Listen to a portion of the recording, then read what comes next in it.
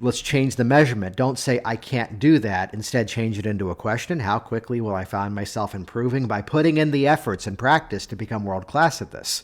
Let's put action, let's put movement towards our affirmations and turn them into things that now inspire action. You know your business can change people's lives, but you don't yet have the right words to inspire them to take action. Imagine the changes you will create in your business as you tap into the secrets of ethical influence and positive persuasion to not only better serve your clients, but also to supercharge your financial freedom. I'm your host, Jason Linett, and welcome to the Hypnotic Language Hacks podcast. I help entrepreneurs and business owners just like you to close more premium sales. And no, this isn't about tricking or manipulating people, not at all. It's about helping your prospects to appropriately sell themselves into your products or services. Please hit subscribe and get all the episodes now at jasonlinett.com. So if you ever find yourself talking to a business coach or a business consultant, one of the most common themes that people tend to introduce is the idea of branding. And I tell you that many people start off with this goal of defining their own brand. In this week's episode of Hypnotic Language Hacks, I'm going to be giving you a simple 4 or really 5-step process to start to define your own brand and really discover what your audience wants, and even better, how to hypnotically anchor yourself to the person to whom you're speaking. For those of you that are watching either the live stream or the video representation of this over at the jasonlinett.com website, you might notice I'm in a slightly different location. Right now, I'm broadcasting from Nags Head, North Carolina. For those tracking the personal story, already had mostly an online business as early as January of 2020. Then came a pandemic in March 2020 and was kind of in position to support even more people, having already been inside of that platform. We then kind of looked around and decided to set aside the virtual school option that the county provided to then homeschool. And just as ideas began to churn, we made the decision to actually pick up everything and move down to Florida. So to track things as of right now, we have already sold our home in Northern Virginia, and we were supposed to move into our house, the rental house at least, while we were on the market looking for a new home in Florida. That was supposed to be March 1st. Well, it turns out that length of a rental is a bit of a zoning concern. So everything's still going to happen, just slightly delayed. And it just got to mean that, well, we're moving in like March 18th now. Fingers crossed. And right now I'm filming this, recording this as well from, again, Nags Head, North Carolina. If you know the Outer Banks area. First flight, Kitty Hawk, North Carolina is just right down the road from here. My parents are now retired in this area, so at least we're 1/3 of the way there. So take from that a little bit of a lesson in terms of flexibility. A lesson in terms of thinking differently about where we are, that what we start with is not necessarily always where we end up, which is a big theme in this week's episode, number 31, Become Your Own Brand. As always, you can find the show notes of this episode by going to jasonlinett.com/31. That'll give you all the details for this episode. Let me share one more link here as well, as we've got a thriving business influence and persuasion community specifically for coaches and consultants. So head over to hypnohacks.com to join that group right away. That's hypnohacks.com. Let's jump right in. Before we get started today, if you want to easily grab people's attention, naturally build authority, and organically have your prospects wanting more from you, even before you've made an offer, I've created a step-by-step program to help you to do just that. It's called Business Influence Systems. And this is your opportunity now to visit jasonlinett.com to get a free behind-the-scenes tour of the exact hypnotic persuasion strategies that you can ethically use to better start up or scale up your business. If you want a proven framework to boost your confidence, attract premium clients, and inspire more people to take action with you, get Business Influence Systems now at jasonlinett.com. So take a moment and consider that what you start with the ideas in your mind. When you have this idea of launching your business, scaling up what you can do, and reaching out to a bigger audience, as we can now, all around the world, Before we get into all the details of this week's episode, what I want you to remember is that what you start with is not often what you end up with. And I say this very simply, even before we get into the details, and I give you this 4, but really 5-step system in terms of branding. What you start with is not necessarily what you end up with, and that is neither a good thing or a bad thing. Let's just label that as a thing. In the technology world, they often refer to the pivot, which is a fancy way of saying that over time, this company figured out a better way to serve their audience. Perhaps they started with one idea as to what this specific product would help people to do, but then over time they realized another audience was responding, and then it became time to then start to offer that out. Let's give some simple yet generic examples of this. Here's a computer company that realizes that the hardware they put into their devices, the almost proprietary system that makes their computers work, could actually be shrunk down even smaller and completely revolutionize the music industry. And without even having to name who did that, you know exactly who that is. Here is a shoe company. A company that makes shoes for athletic events, whether it's exercise, whether it's different sports, which is the theme we're going to hit on here in a moment. And people start to like their brand so much that even though they're in the shoe business, they're now selling t-shirts. They're now selling gym bags with their logo because people are now attached to the brand. People are now attached to that movement. You know, there's a whole theme around this branding concept that goes back to a quote. And it's a quote that when I first heard this quote, it changed the shape of my business. And even better, it changed the shape of my business despite the fact that I had heard the quote incorrectly. The quote I thought I first heard was, "Don't compare your beginning to someone else's end," which even that alone, there's some good stuff inside of that. This idea that maybe here's something that someone else is doing, here's the specific skill that they have, and we can step back and we can see their journey in terms of what they have accomplished. And the mistake would be that comparison game, that our beginning compared to their end. Well, how the hell am I ever going to get there? Well, it turns out I heard the quote entirely incorrectly. Because the quote actually is, and let me read this here, "Don't compare your beginning to someone else's middle." Once again, don't compare your beginning to someone else's middle. And the quote, as I found the original source, it's the NFL football player Tim Hiller from the book Strive. "Life is short. Pursue what matters." Let me read the entire thing here for you. "Don't compare your beginning to someone else's middle or your middle to someone else's end.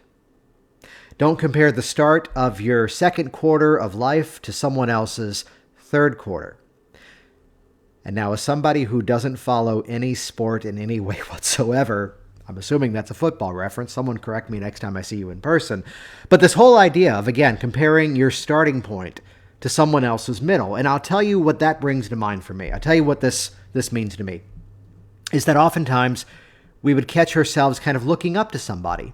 We can look up to somebody even in an entirely different industry. Inside of the business influence systems community, I often talk about modeling. And even though you may not do the exact same thing that someone else is doing, there's a level of modeling you can bring inside of what you do. It doesn't matter whether or not you like the Apple products or whether you don't. Your opinion is entirely your decision.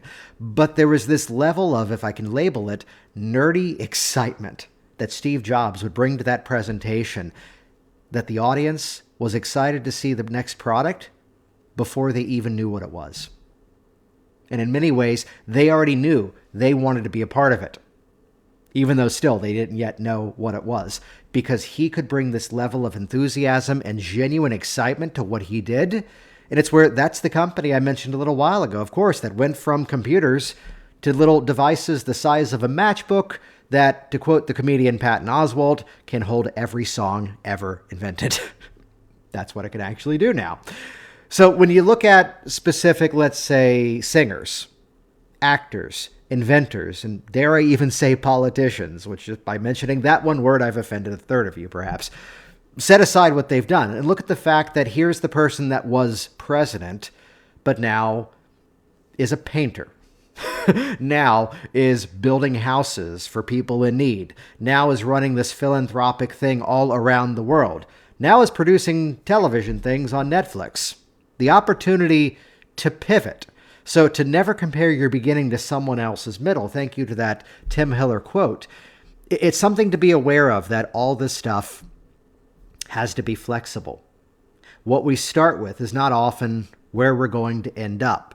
Now, let me give you a bit of a disclaimer here. And again, stay tuned because there's a bit of a 4, but really 5-step system in terms of branding I'm about to share with you. The disclaimer, the mistake that I've seen others make, and let me hold my hand up here and call out the mistake that even I've been close to doing as well over the years, would be the mistake is to discredit where you've come from. And let me give you a side example of this, and then I'll come back on track here. Have you ever seen, or have you ever been guilty yourself of apologizing for the fact that you are there to represent your business when you're there to talk about something else? That was cryptic. Let's break this down. Let me give you a specific example. I was at a networking event probably about 10 or 12 years ago now, and someone got up and said, change the name, I'm Joe, and I'm an accountant here within the BNI chapter, BNI Business Networking International. I'm the accountant here. However, I'm not here to talk to you about that. I'm here to talk to you about how we track the income in this chapter. Did you hear that? Did you? Yeah. Have you ever done that yourself? I'm this, but I'm not here to talk about that. I heard the magician Penn Jillette one time in an interview talk about this. He goes, people who discredit themselves. That was an incredible magic show, but what do I know? I don't even know how to shuffle a deck of cards. Stop at the first part. Hey, that was an incredible musical performance, but I can't even play an instrument. Just stop halfway through. You'll get much more accomplished that way. When you hear that pattern, it's very often someone unconsciously putting themselves down, putting someone else on a pedestal. Let's continue this sidebar rant, by the way. I was teaching a class in 2013, and there was a woman in the group who, whenever there was a pause, she knew my backstory, that I worked in backstage production management in professional theater for a number of years. So I wasn't acting, directing, or designing. I was in production and stage management. My job was to organize everything into spreadsheets and make all the creative people get along. And every pause that there was, change the name, Cheryl, was there going, it is such a gift that you found this hypnosis work. This is what you were born to do. This is incredible. There's such an opportunity that you found this. And I'll tell you, I couldn't figure out why the hell it was bothering me. Again, take the compliment, move on. I even brought that up to Michelle, my wife, and I'm like, why is this bothering me? And it was like a 6 or 7 day event. And like on day 5, a premise popped into my mind, and I pulled her aside to go, could I ask you a question? And if I'm right, let's talk about it. If I'm wrong, can we just move on? Which, there's a premise. And I pulled her aside, and the question was, when you're saying that to me, you have found your calling, you have found your gift. Somewhere inside of you, are you accidentally saying to yourself, I can't do that? And my assumption, she hits me right away with, yeah, that's it. To which I go, let's change the measurement. Don't say, I can't do that. Instead, change it into a question. How quickly will I find myself improving by putting in the efforts and practice to become world class at this? Let's put action, let's put movement towards our affirmations and turn them into things that now inspire action. So this idea of making the mistake of apologizing for the thing that you're there for. I'm Joe, and I've been the accountant in this chapter for going on 12 years, and I've taken my skills of accounting into my role as the vice president to meticulously track the income of this chapter the same way that I do with my clients. And let me give you all an update as to how well this group is doing. Did you catch that? Are some of you smiling? This stuff is fun when you do it right. So in a very non-salesy way, he sold the sizzle as to what he did. I have taken my skills as a professional hypnotist, communicating the goals of my clients back to them in such a way that that becomes their reality. And in this group, as your educational coordinator, the same way that I'm the most effective as I operate as an educator is what my job is in with this group. I got up and said that for 6 months running in that chapter. And never once did I get the slap on the wrist to go, you can't do it that way. Because isn't that so much better than I'm this, but I'm not here to tell you about that? Or worse, I have a program that I sell, but I'm not here to sell you that. What if there was someone in the group who just absolutely loved your message, loved what you had to offer, and how dare you not make it easy for them to take action with you? So this falls back on track here. This falls into branding with this idea of, never discredit where you've come from. There's a way that I tell my story too, where every part of it is true, but I've also made it a point to metaphorically and quite literally shine a spotlight on the parts of the story that I want you to hear. We'll talk about that in a future episode here. So as we talk about branding and how this all comes into play on this topic, I started off by seeing a stage hypnotist, one of the comedy entertainers, do a program where he brought up a bunch of people from the audience that he had never met, and some of them happened to be my friends. And there was the proof right away, as suddenly they were doing incredible things that they normally would not do. And I was hooked. I had to learn more. So that was at my college. Now, as I got into hypnosis and began originally on the presentational side, I kind of looked around and I saw that most everybody was going after colleges. Not many people were going after high schools. So the original entry point to my business, now disclaimer, my company still serves some of these schools, not during a pandemic, it seems, yet I haven't done these programs now for going on about 3 or 4 years. If you've been listening to this podcast series enough, you've heard me already say just because you're good at something doesn't mean you have to do it for the rest of your life.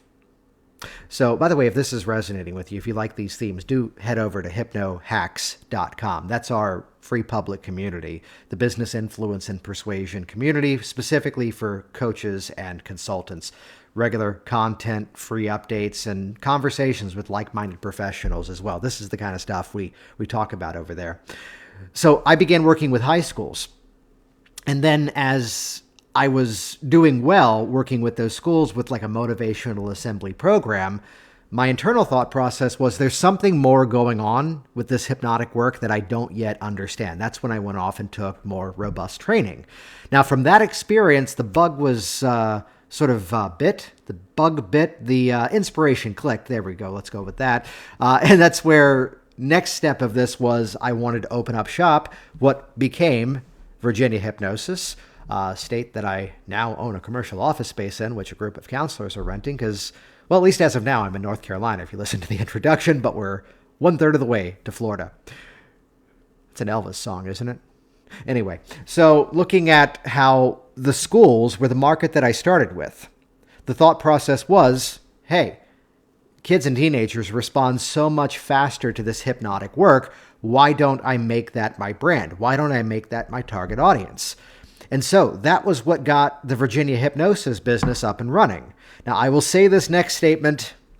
I usually want to say respectfully, but when you hear this, it's not so respectful. Now that I have my own kids, respectfully speaking, I don't really want to see yours.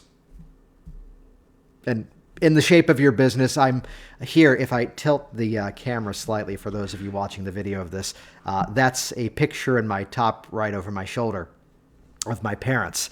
That was actually drawn at Busch Gardens, Williamsburg. They've been professional wedding photographers for going on about 40 years. So wedding photographers, though, the catchphrase of their business for many years was wedding photography, nothing else. So your kid was graduating from high school and you wanted senior portraits, they would refer elsewhere.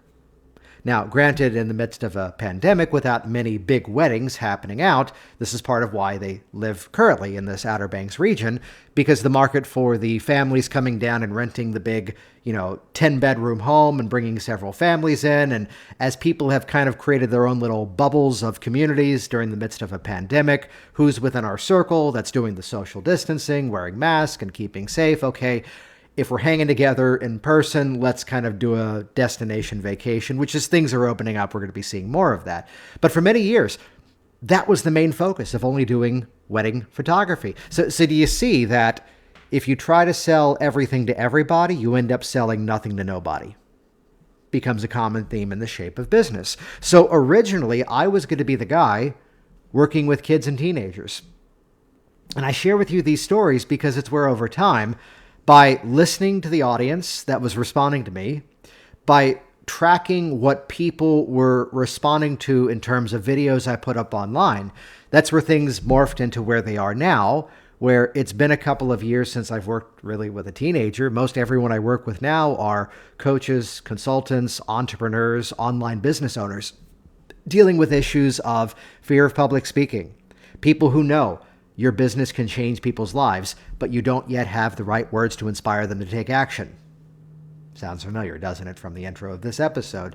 And looking at, too, those people wanted not just the personal development work, but also wanted to have the curtain kind of peeled back and reveal to them the secrets of hypnotic influence for business. So now that I've given you that foundation, let me hit you with this 4, but really 5-step process for branding. Part 1, tap into what you're good at. And you do have the permission to go off and learn something new and become world-class at it. That's where I told the Cheryl story a little while ago. So tap into what you're good at or becoming world-class at. Let's label it that way. Part 2, listen to the feedback. Because it's where over time, that's fully what explains where I am right now, by listening to the people who are responding to the most to me.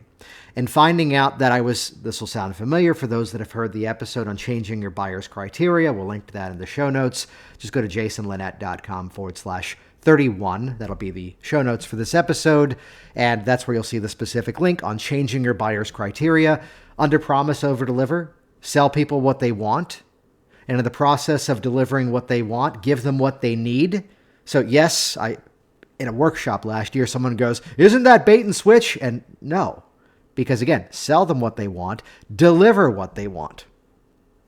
And while you're at it, give them what they need. That's how you underpromise, overdeliver. So by listening to your feedback, this is where you're going to hear what people actually want.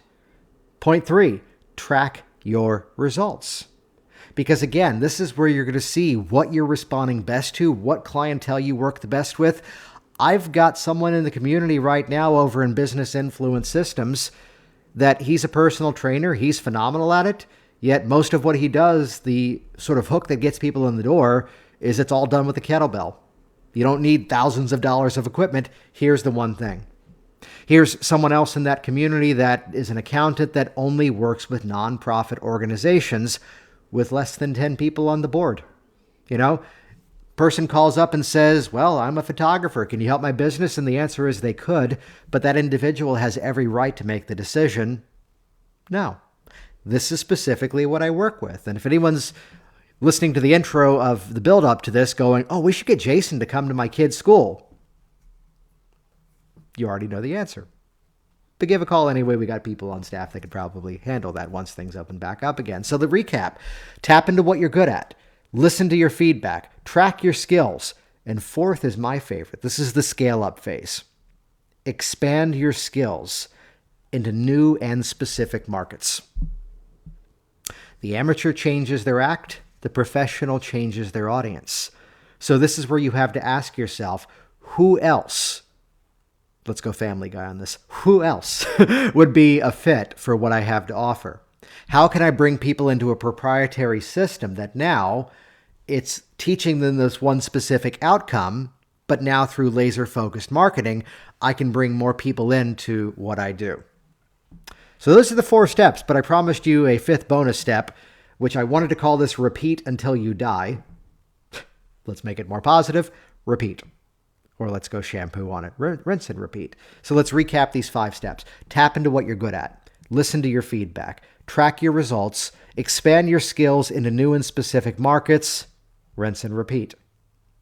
Though this all fits into branding with one extra layer on top of this, which would be to consider that, again, let me now catch myself up to my teaching lessons here. I used to begin most of my marketing presentations in terms of teaching people for business to avoid branding. And what I meant that for was, again, the coach sometimes would pop up and say, "Oh, here's branding," and they'd have nothing to show for it. Notice that we started first with the skills. Notice in this conversation, we started first in the deliverables. Just because your logo looks good doesn't mean you're in business. So branding is something that the reason why I used to put it down, and it's not that I dismissed it. I said that it's something to consider later on in your journey. The reason being that the fact that we can see white cursive letters on a red soda can. I don't have to tell you which company that is. Many of you have already connected. That's Coca-Cola. If I talk about the swoosh that used to be just on the shoes, but now is on your gym bag, now is also on your shirt, now is on all sorts of other things, we know that's Nike.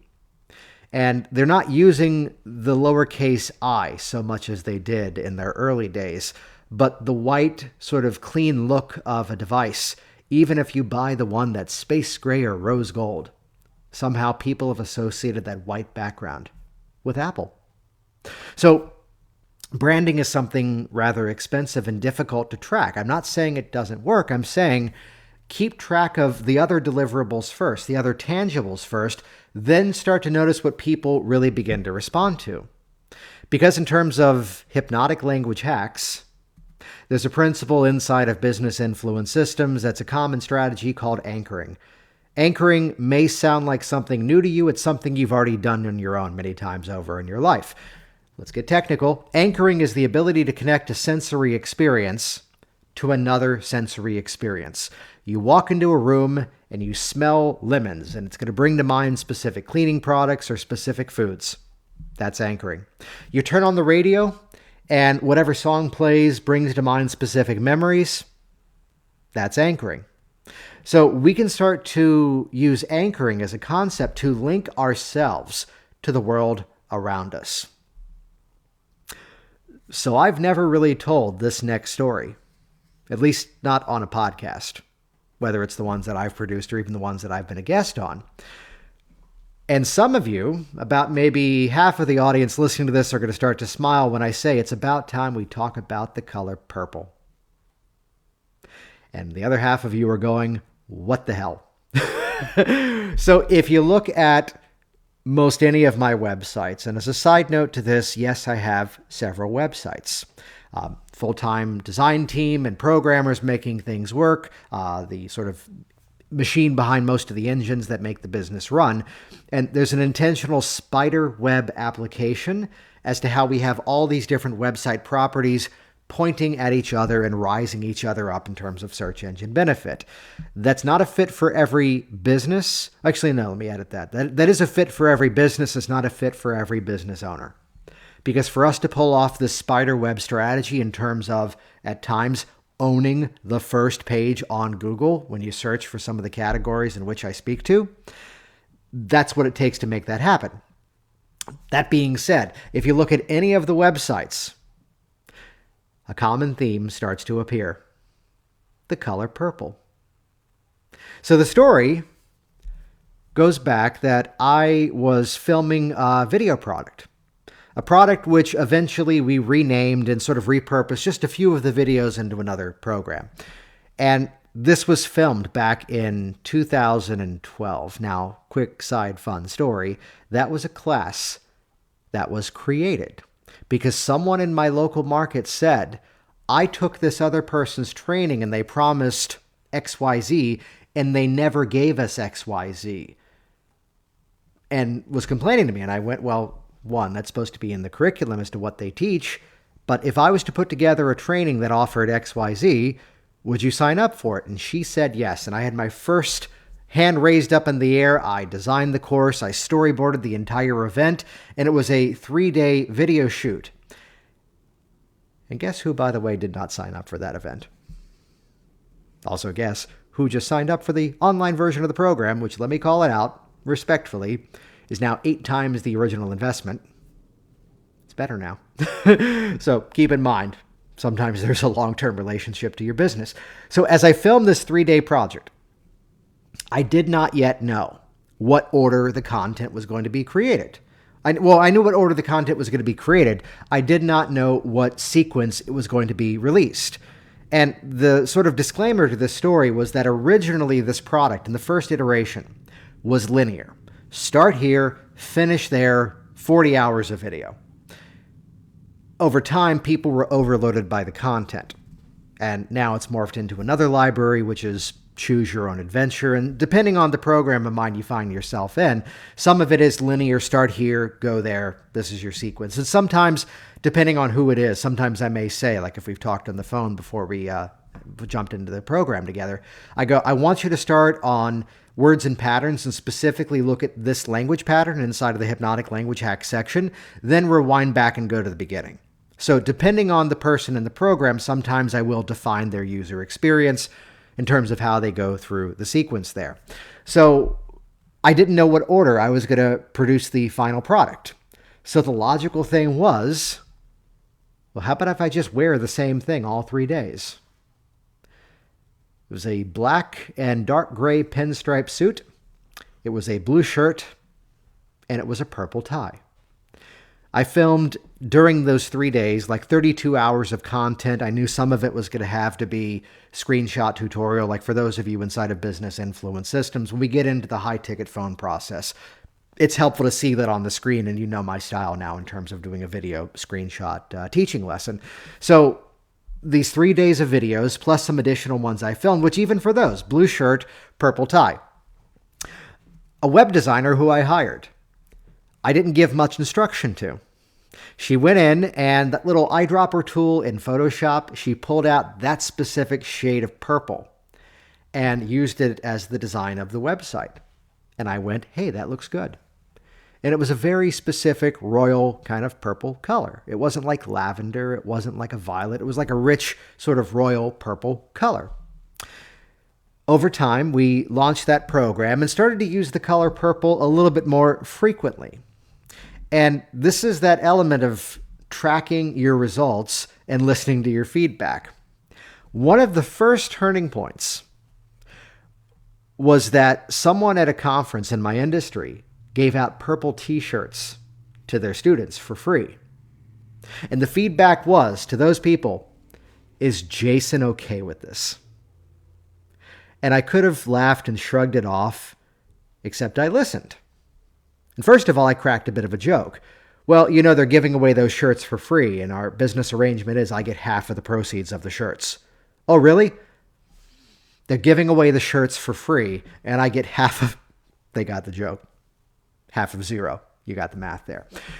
So what happened next, though, was that I decided to do an inside of the video players in the program. At this point, we were using the software Wistia as video hosting. They changed their pricing model in the last couple of years. Now the videos are hosted on another platform.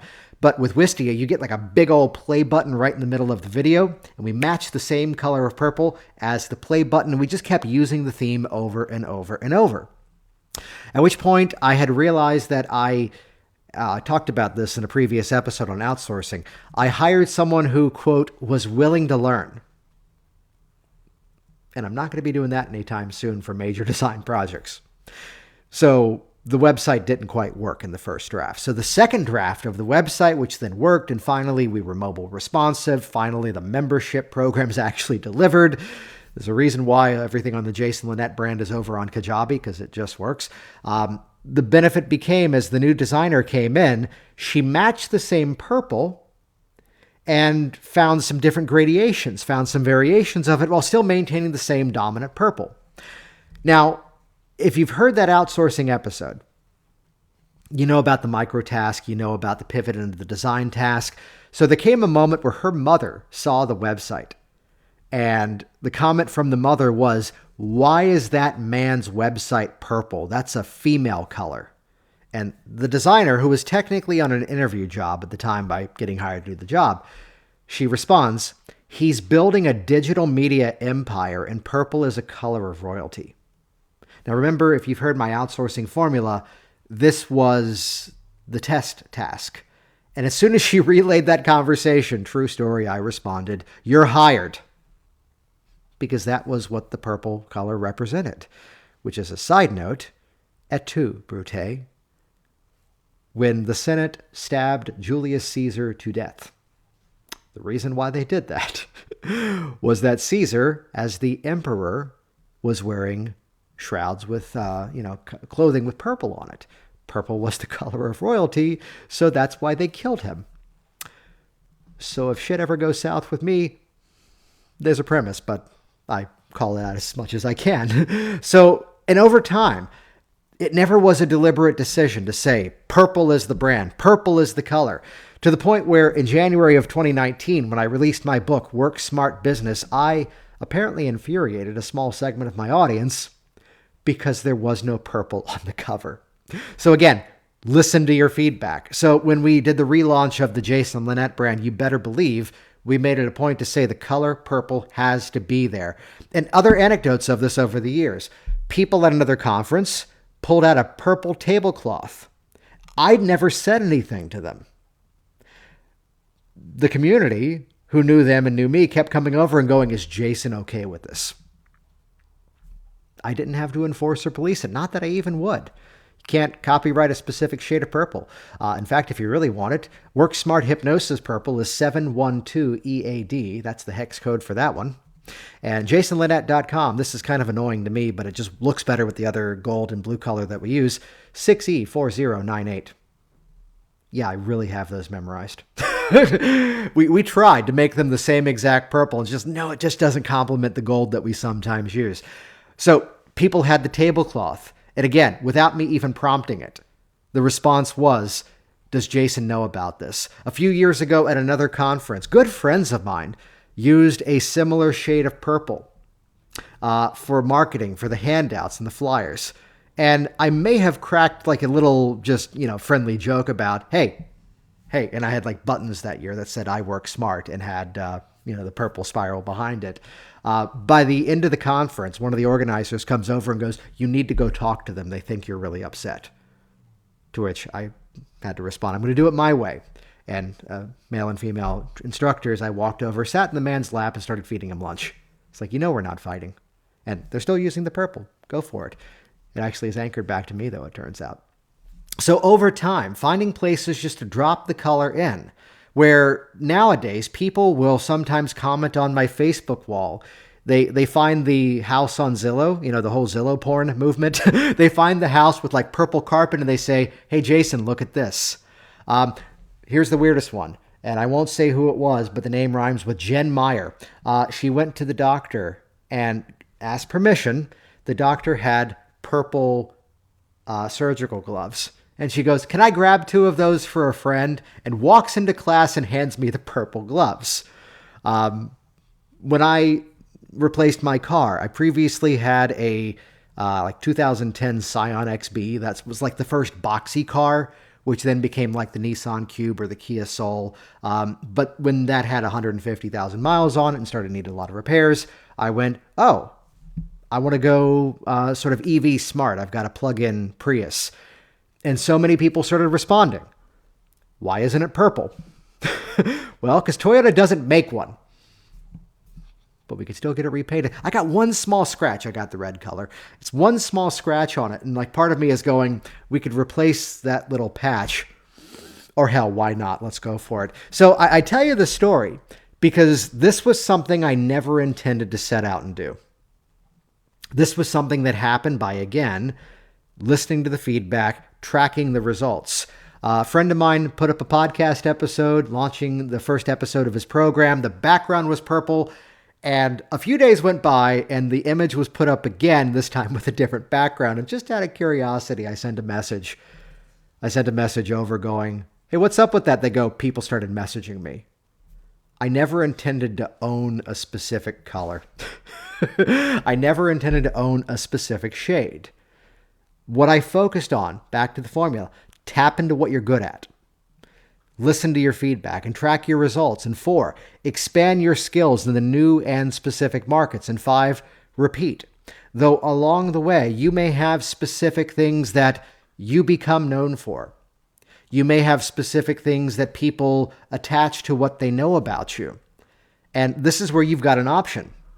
You can either dismiss it and go, no, that's not what I do. Or you can listen. I'll call out one little nuance of this, which may not be the best reference, but I think you'll see why I mention it. There are some actors that have had incredible careers, Oscar award-winning actors, and yet there have been moments where they've taken a job, not just because it paid them, but because it was kind of fun to play a parody of themselves. Robert De Niro is a phenomenal actor. But have you seen the Bad Grandpa movies or Dirty Grandpa, whatever those ones were called? Yeah, he's playing a parody of himself. There are some movies where Jack Nicholson is playing a Jack Nicholson character. My favorite one, Stuck on You, with Greg Kinnear and, what's that? Matt Damon, where the whole thing was, wouldn't it be funny to get Meryl Streep to sing and dance? And now look what they've unleashed. So the opportunity where when you notice what people are responding to in terms of your world, when you notice that, grab a hold of it.